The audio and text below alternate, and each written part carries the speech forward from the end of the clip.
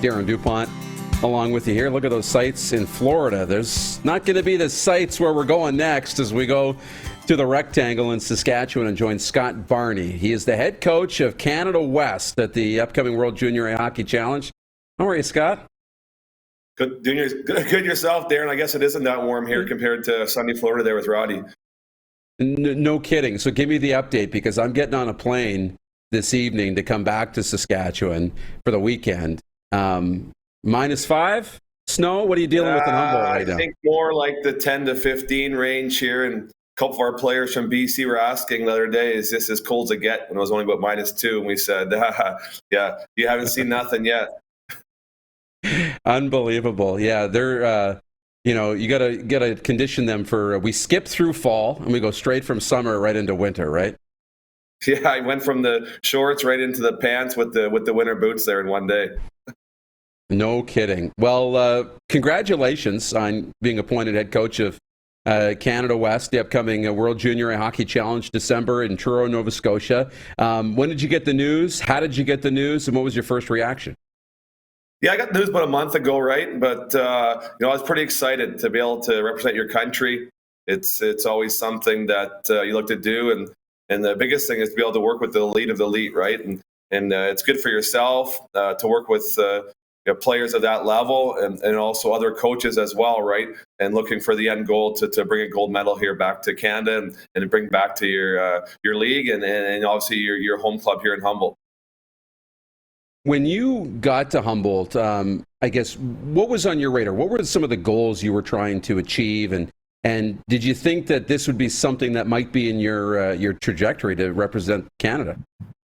Yeah, obviously your goal is always to win or be at the highest level, and the biggest thing for us when I came to Humboldt is getting the franchise back going there. Obviously from the tragic accident, and Humboldt has had so much success in previous years, and to be able to get that back to where it was before, and obviously along that way, I think our biggest goal here now is trying to move players on to Division I and youth sports, and I think that's been our biggest goal, and we feel doing that, winning will come with it, and we've had good success in the regular seasons here. Obviously, you usually have one of the younger clubs. I think this year we're probably second youngest in the SJHL, and the more guys we can develop on, we get the next guys through the door here, and you can lead that success into my coaching job here with the World Junior A Challenge, and hopefully the success carries over with the hard work we put in, and obviously in the end, the end goal is probably the coach in the NHL, right? And obviously there's some other steps in between that you got to take, and I feel this opportunity in Humboldt has led to future success for sure. I keep having success, keep checking boxes, keep climbing those stairs, for sure. So what's the next month and a bit look like for you as you get ready for the World Junior A Challenge, and when will you officially take off? Well, what's the process like between now and then? Yeah, I think it's just more evaluating players, right? And obviously there's players in Manitoba, Saskatchewan, Alberta. Obviously the BCHL, with being separated from Hockey Canada, they're not part of it.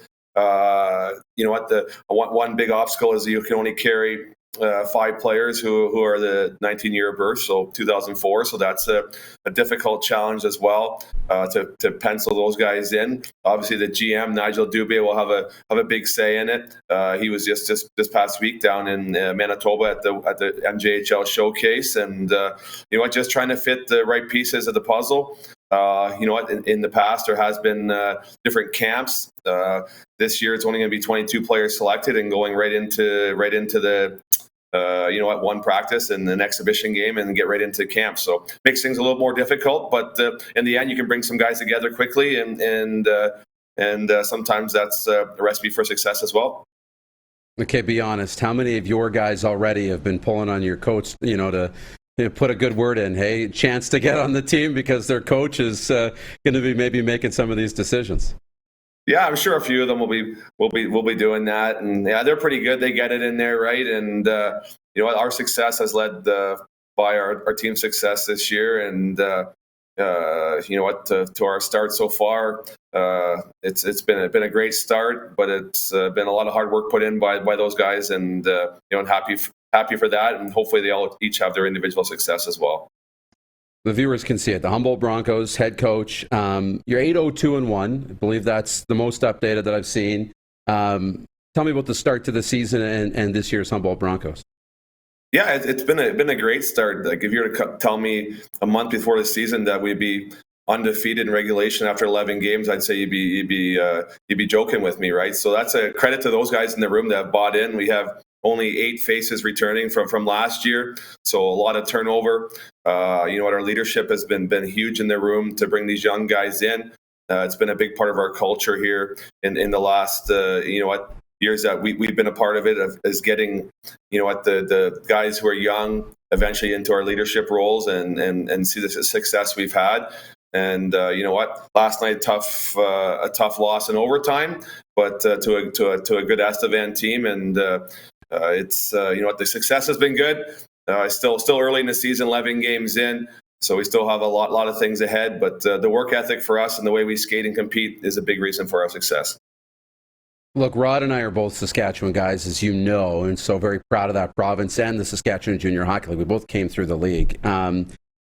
I start looking at your trajectory to pursue that ultimate goal of the National Hockey League. It's the same with the players, and I think that helps grow the league. So I want to talk about Matthew Van Blaricom, right, being listed by NHL Central Scouting for the draft. That's a big deal, not only for your team, but I think it's a big deal for the entire Canadian Junior A Hockey League. Tell me about him and what it means to have him on this list.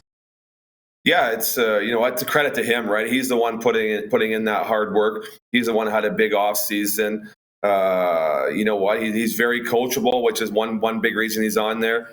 He listens well. He's one of the hardest workers on our team. At the same time, he's a tough Southern Saskatchewan boy as well. He won't just go through you with the puck. He'll go through you with his body as well.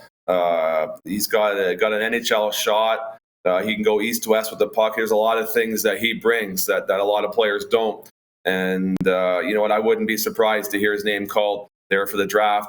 And good thing he's getting some credit. But he's definitely got a lot of talent. He's willing to learn and get better, and that's a big part of it, right? And some guys just think they're there, but he realizes he's got to do a lot of little things that make the difference for him to be an elite player, and he's definitely doing that. So how do you capitalize on this? And not just you, but other coaches throughout the league and GMs and different teams in getting more NHL prospects into the Saskatchewan Junior Hockey League, because clearly it's a great development spot for the players, especially when you look at the NCAA Division I route. A guy I keep seeing a lot of right now, I believe with Minnesota, is Justin Close, right?